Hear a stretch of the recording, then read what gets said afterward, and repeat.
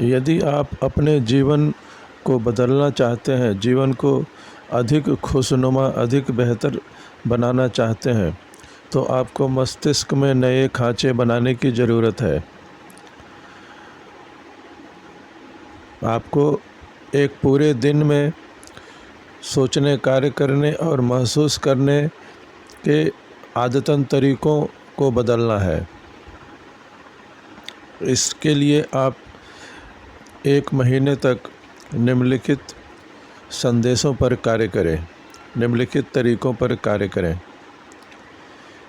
जैसे आप अगर ऑफिस के लिए निकल रहे हैं तो उस समय आप यह कहें कि मैं एक नए और बेहतर तरीके से दिन शुरू कर रहा हूँ, और फिर आप मन में यह दोहराएं कि मैं अधिक से अधिक खुशनुमा रहूँगा। फिर आप पूरे रास्ते निम्नलिखित वाक्यों को दोहराएं। मैं दूसरे लोगों के प्रति थोड़ा अधिक दोस्ताना रहूँगा, मैं थोड़ी कम आलोचना करूँगा, और मैं अपने अंदर काम कर रहे लोगों के कार्यों की सर्वश्रेष्ठ व्याख्या करूँगा।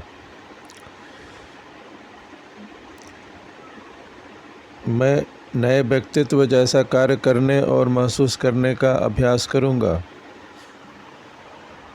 और मैं इस तरह कार्य करूँगा जैसे सफलता अवश्यंभावी हो।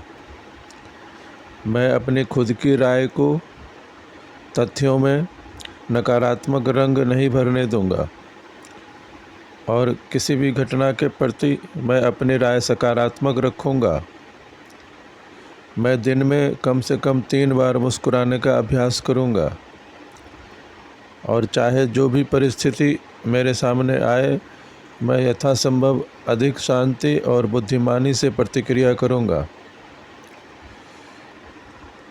इस तरह से आप 30 दिन तक यानी 1 महीने तक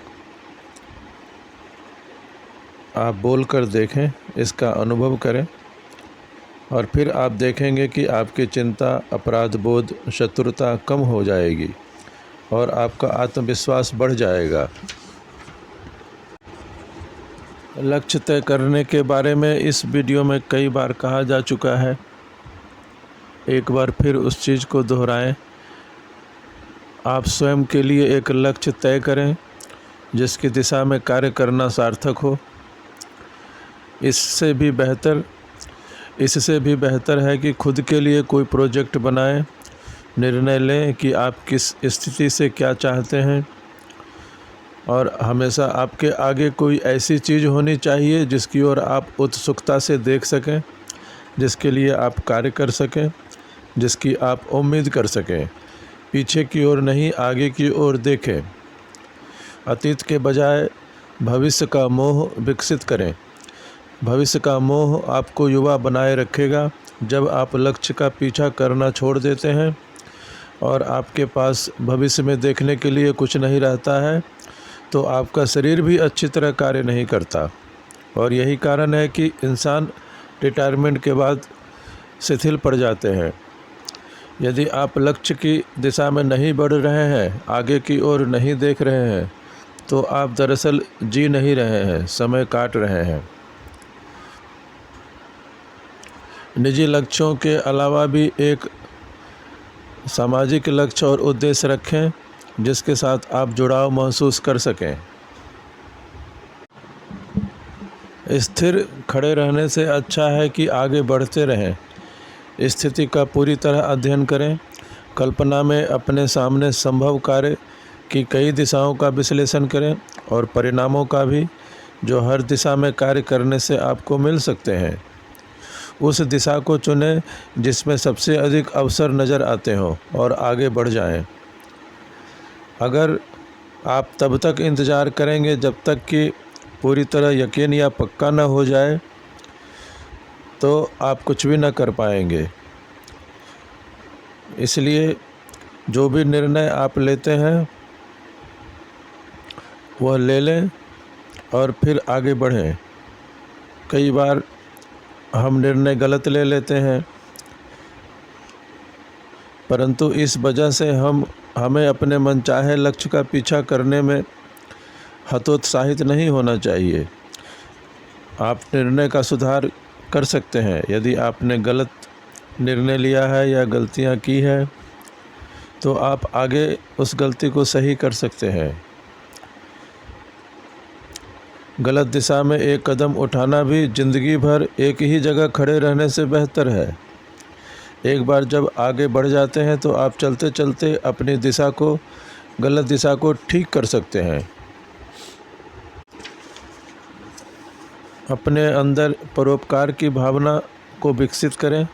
सफल व्यक्तियों में दूसरे लोगों के प्रति रुचि और सम्मान होता है। उनमें दूसरों की समस्याओं और आवश्यकताओं के प्रति भी सम्मान होता है। सफल लोग मानव व्यक्तित्व की गरिमा का सम्मान करते हैं। वे पहचानते हैं कि हर व्यक्ति ईश्वर की संतान है और उसके पास एक अनूठा व्यक्तित्व है जो गरिमा और सम्मान का हकदार है। आप लक्ष्यों का पीछा करते समय छोटी छोटी जीतों का भी जश्न मनाएं। अपनी शक्तियों को पहचानें और बढ़ाएं तथा समय समय पर खुद को याद दिलाते रहें कि आपने गलतियों को सुधार लिया है। अतीत में आपने जो भी सफलताएं हासिल की हैं उनको जानबूझकर याद करें और उनकी तस्वीर बनाएं। हर व्यक्ति किसी न किसी चीज़ में कभी न कभी सफल ज़रूर होता है।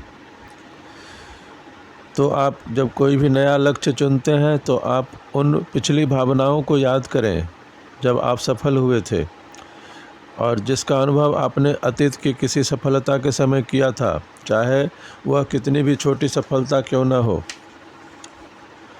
अपने आप को वास्तविक स्वरूप में हमेशा रखें, क्योंकि वास्तविक स्वरूप में जितनी संभावनाएं होती हैं उन्हें कोई भी व्यक्ति अपने जीवन काल में कभी पूरी तरह व्यक्त करने में सफल नहीं होता। हमारे वर्तमान स्वरूप में कभी भी हम वास्तविक स्वरूप की सारी संभावनाओं और शक्तियों को व्यक्त नहीं कर पाते। हम ज़्यादा सीख सकते हैं, बेहतर प्रदर्शन कर सकते हैं, बेहतर व्यवहार कर सकते हैं और हमेशा एक संपूर्णता की ओर कदम बढ़ा सकते हैं और जीवन भर यह किसी आदर्श लक्ष्य की ओर हमेशा बढ़ता रहता है। वास्तविक स्वरूप कोई स्थिर नहीं बल्कि प्रगतिशील चीज़ है और हमेशा विकास की अवस्था में रहता है। इसलिए आप जैसे हैं आप खुद को उसी रूप में स्वीकार करें और वहीं से शुरुआत करें। भावनात्मक रूप से खुद में अपूर्णताओं को सहन करना सीखें। अपनी कमियों को बौद्धिक रूप से पहचानना तो आवश्यक है, लेकिन उसकी वजह से खुद से नफरत करना घातक है। अपने स्वरूप और अपने व्यवहार में फ़र्क करें। आपने कोई गलती कर दी है या दिशा से भटक गए हैं, इसका मतलब यह नहीं है कि आप बर्बाद हो गए या आप बेकार हैं। जिस तरह से गलती करने पर कंप्यूटर बेकार नहीं होता या कोई गलत सुर निकालने पर वायलिन बेकार नहीं हो जाता, उसी प्रकार आप गलतियां करने से बेकार साबित नहीं हो जाते। आप आदर्श नहीं है, इस वजह से खुद से नफरत न करें। बहुत सारे लोग आपकी तरह ही अपूर्ण हैं, इसलिए अपने को खुद वास्तविक स्वरूप में स्वीकारें और दिनों दिन प्रगति की दिशा में कदम बढ़ाते चलें। इस दुनिया में अधिकांश लोग आसानी से स्वीकार कर लेते हैं कि उनकी समस्या इतनी विराट है कि वे असहाय हैं और वे शर्म और अपराध बोध महसूस करते हैं। वे कमज़ोर होने के लिए खुद को दोष देते हैं। अधिकांश व्यक्ति अपनी स्थिति के लिए दूसरों को, ईश्वर को या किस्मत को दोष देते हैं। आपको इस महाजाल से बाहर निकलना है। आप सामने आई विपत्तियों या अपने जीवन में आए समस्याओं के लिए दूसरों को दोष नहीं दें और खुद को भी दोष नहीं दें, क्योंकि जिन समस्याओं का आप सामना करते हैं वे आकार और अवधि में सीमित हैं और उनसे निपटा जा सकता है और उन पर विजय पाया जा सकता है। और यह सब परिस्थितियों पर नियंत्रण करना ही आपके व्यक्तित्व का पहला लक्ष्य होना चाहिए। विपरीत परिस्थितियों पर अगर आपने नियंत्रण प्राप्त कर लिया तो फिर आगे सफलता आपके कदम चूमेगी। ध्यान रखें, जो व्यक्ति खुद पर शंका करता है वह उस व्यक्ति की तरह है जो अपने दुश्मनों की जमात में शामिल हो जाता है और खुद के खिलाफ हथियार उठा लेता है। कोई भी व्यक्ति हर समय सही नहीं होता। यह मान लें कि यह आवश्यक नहीं है कि कोई व्यक्ति हर समय 100% सही हो। यह तो चीज़ों की प्रकृति है, यह तो चीज़ों की प्रकृति में है कि हम कार्य करके, गलतियां करके, सुधार करके प्रगति करते हैं। यदि आप स्थिर खड़े हो तो आप अपनी दिशा नहीं सुधार सकते, आप कुछ नहीं बदल सकते, कुछ नहीं सुधार सकते। और जब आप चलना शुरू कर दें तो रास्ते में आप अपनी दिशा सुधार सकते हैं।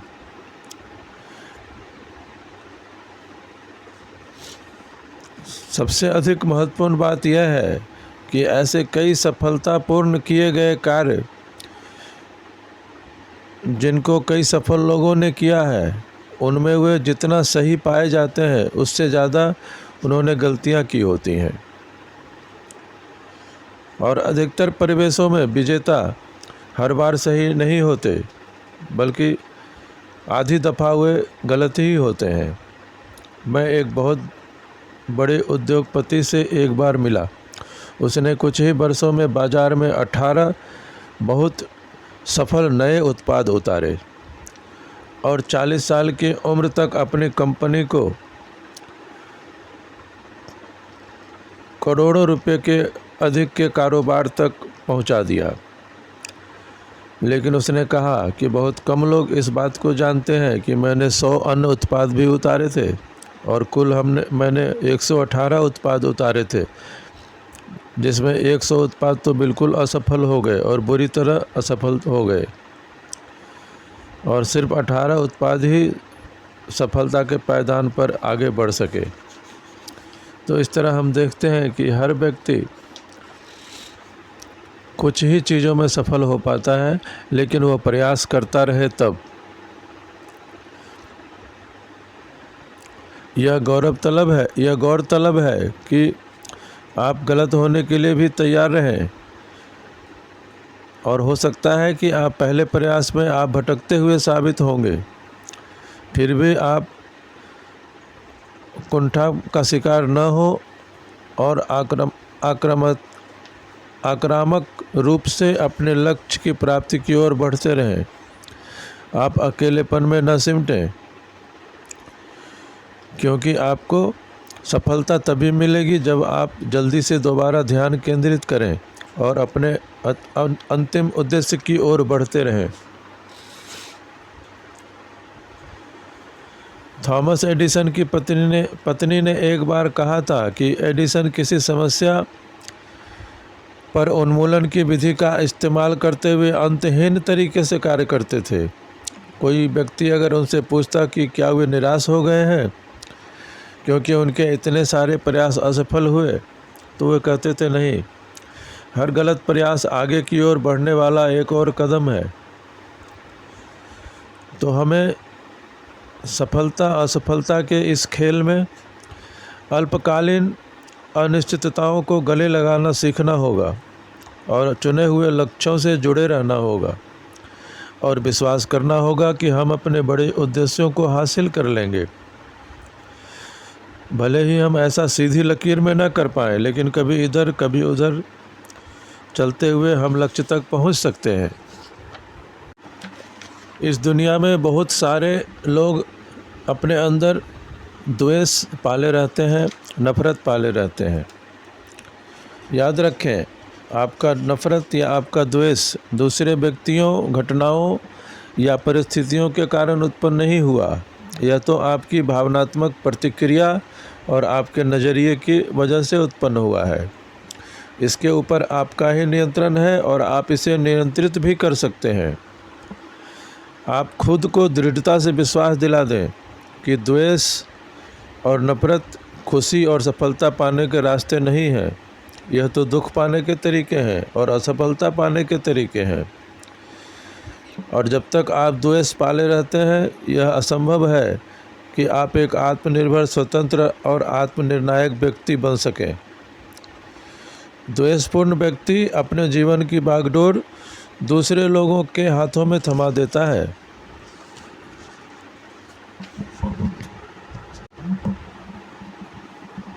आपका लक्ष्य सफल होना है और सफल होने के लिए आप अपने अंदर सृजनात्मक शक्ति को उत्पन्न करें और न्याय अन्याय की भावना से ऊपर उठें, क्योंकि देखा जाए तो संसार में न्याय नहीं है, लेकिन हम अपने लिए न्यायपूर्ण परिणाम खुद बना सकते हैं। यह एक सच्चाई है कि एक व्यक्ति जन्म होते ही किसी गरीब इलाके में कठोर जीवन शुरू करता है और दूसरा व्यक्ति उसी शहर के दूसरे इलाके में एक सुरक्षित जीवन शुरू करता है। एक जर्जर स्कूल में पढ़ने जाएगा, दूसरा आधुनिक स्कूल में पढ़ने जाएगा। यह एक तथ्य है। कंपनियों में भी प्रमोशन कई बार चापलूसी के आधार पर दिए जाते हैं। इस बात से कोई इनकार नहीं है कि अन्याय सब जगह देखने को मिलता है, लेकिन आप अगर इसको तथ्य बना लें कि जब तक आपके साथ न्यायपूर्ण व्यवहार नहीं होगा तब तक आप अपना जीवन सुखी नहीं बना सकते, तो फिर आपको निराश होना पड़ेगा, क्योंकि इस पृथ्वी पर ज़्यादातर जगह और ज़्यादातर समय अन्याय ही होता है। आपको यह चुनाव करना होगा कि मैं अपना दिन कुंठित, नाराज, कटु और द्वेषपूर्ण होकर गुजारूं या फिर दिशा सुधार कर लूं और एक आनंददायक दिन गुजारूं और अपने लक्ष्यों के प्रति समर्पित रहूं।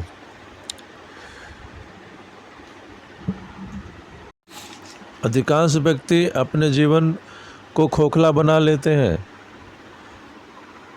खोखलापन इस बात का लक्षण है कि आप सृजनात्मक तरीके से नहीं जी रहे, या तो आपके पास कोई लक्ष्य नहीं है जो आपके लिए महत्वपूर्ण हो, या आप अपने गुणों का उपयोग नहीं कर रहे। और जिस व्यक्ति का अपना कोई उद्देश्य नहीं होता वह निराशावादी बन जाता है और फिर कहता है कि जीवन का कोई उद्देश्य नहीं है, जीवन सार्थक नहीं है, और वह शिकायत करता है कि करने के लिए कुछ नहीं है।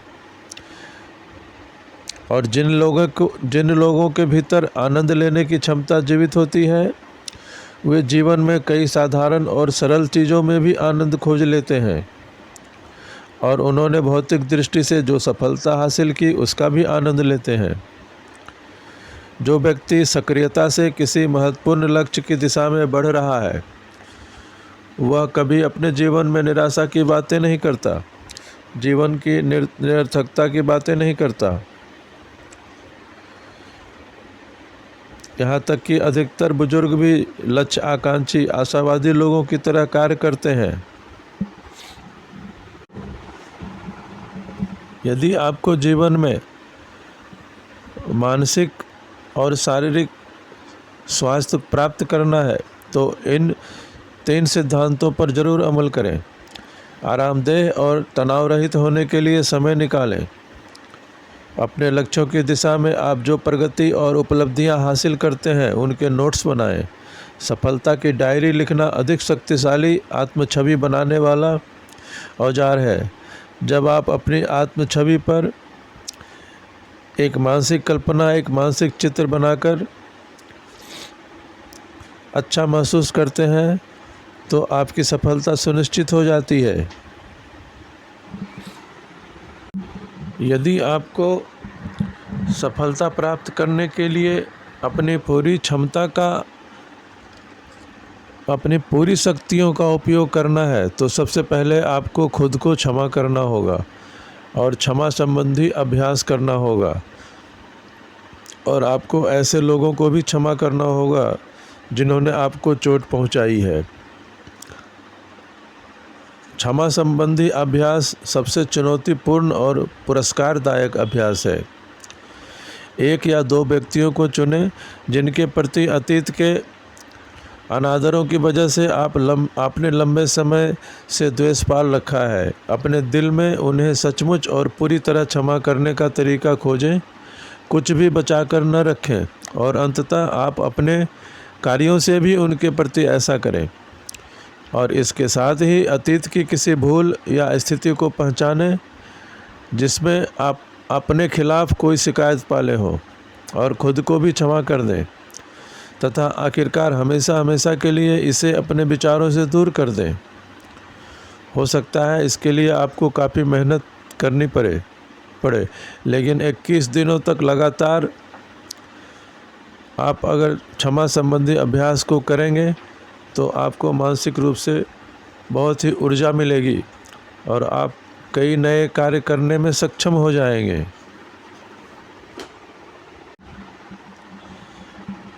अपने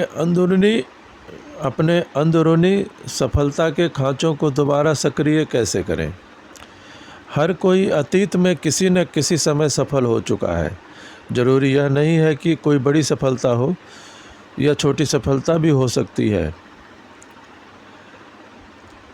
तो आप किस चीज़ में सफल हुए थे यह महत्वपूर्ण नहीं है। महत्वपूर्ण तो सफलता की भावना है और उसे याद करने की ज़रूरत है। आपको बस एक अनुभव की ज़रूरत है जहां आप अपने मनचाहे कार्य को करने में सफल हुए थे और वह हासिल करने में सफल हुए थे जिसे आपने हासिल करने का संकल्प लिया था, या कोई ऐसी चीज़ करने में कामयाब हुए जिससे आपके मन में संतुष्टि का भाव आया था। अपनी स्मृति में पीछे जाएं और सफल अनुभवों को ताज़ा कर लें। अपनी कल्पना में उस पूरी तस्वीर को जितनी स्पष्टता से जागृत कर सकते हो कर लें, और अपने मन की आँख से न सिर्फ मुख्य घटना को देखें बल्कि उन सारी छोटी छोटी चीज़ों को भी देखें जो सफलता के साथ आई थी। वहाँ कौन सी आवाज़ें थी, परिवेश कैसा था, उस वक्त आसपास क्या हो रहा था, कौन सी वस्तुएं मौजूद थी, साल का कौन सा समय था। आप पर्याप्त विस्तार से याद कर सकते हैं कि अतीत में किसी समय सफल होने पर क्या हुआ था, तो आपको वही भावना मिल जाएगी जो उस वक्त महसूस हुई थी। और फिर उस वक्त की अपनी भावनाओं को अच्छी तरह याद करने की कोशिश करें, तो वे वर्तमान में दोबारा सक्रिय हो जाएंगी और आप अपने भीतर नया आत्मविश्वास महसूस करेंगे, क्योंकि आत्मविश्वास पिछली सफलता की यादों पर बनता है। और मन ही मन पूर्ण और अवश्यम भावी सफलता के विचार के साथ खेलना शुरू करें। अपने दिमाग पर दबाव न डालें। मनचाहा परिणाम लाने के लिए किसी इच्छा शक्ति का इस्तेमाल न करें। आप अपनी अंदरूनी सफलता के खांचों को दोबारा सक्रिय करें। इस तरह से आप नई सफलता प्राप्त करने में सक्षम हो जाएंगे। आप अपने मानसिक प्रशिक्षण अभ्यास में इस तरह से बोलें कि मैं इस तरह का व्यक्ति हूँ जो प्रभावी ढंग से अगले दिन की योजना बनाता है, लक्ष्य तय करता है और उन्हें हासिल करता है, सावधानी से सुनता है और फिर आत्मविश्वास कायम रखता है और समस्याओं को सुलझाने और विचार सुझाने में पहल करता है। मैं ऐसा व्यक्ति हूँ जो दबाव में भी शांत रहता है। इस प्रकार आप मस्तिष्क में नए खांचे बना सकते हैं।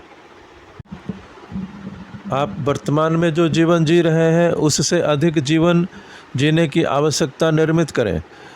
सृजनात्मकता निश्चित रूप से जीवन शक्ति का लक्षण है और सृजनात्मकता का सार किसी लक्ष्य की ओर उत्साह से देखना है। जो लोग क्रिएटिव होते हैं उन्हें अधिक जीवन शक्ति मिलती है और क्रिएटिव वर्क करने वाले वैज्ञानिक, आविष्कारक, पेंटर, लेखक, दार्शनिक न सिर्फ लंबा जीते हैं बल्कि लंबे समय तक उत्पादक बने रहते हैं। माइकल एंजेलो ने 80 की उम्र पार करने के बाद अपनी कुछ सर्वश्रेष्ठ पेंटिंग बनाई और गेटे ने 80 पार करने के बाद फास्ट लिखा। एडिसन 90 की उम्र में भी आविष्कार कर रहे थे और पिकासो 75 के पार होने के बाद भी कला संसार पर राज कर रहे थे। बर्नार्ड शॉ 90 की उम्र में भी नाटक लिख रहे थे। इसलिए यदि आप उत्पादक और जीवंत बने रहना चाहते हैं तो भविष्य के प्रति मोह विकसित करें, जीवन के प्रति उत्साह विकसित करें और अधिक जीवन की आवश्यकता उत्पन्न करें। और ऐसा करने पर आपको अधिक जीवन मिल जाएगा। नौकरी से रिटायर हो जाएं, जीवन से कभी रिटायर ना हो। नवीनतम शोध से पता चला है कि इंसान मानसिक रूप से अपने शिखर पर 35 साल की उम्र में पहुंचता है और 70 साल की उम्र तक उसी स्तर को कायम रखता है। और सीखने की योग्यता 70 की उम्र में भी उतनी ही अच्छी होती है जितनी कि 17 की उम्र में। इसलिए अपने जीवन को सफल और सार्थक बनाने के लिए सृजनात्मक बने रहें। धन्यवाद।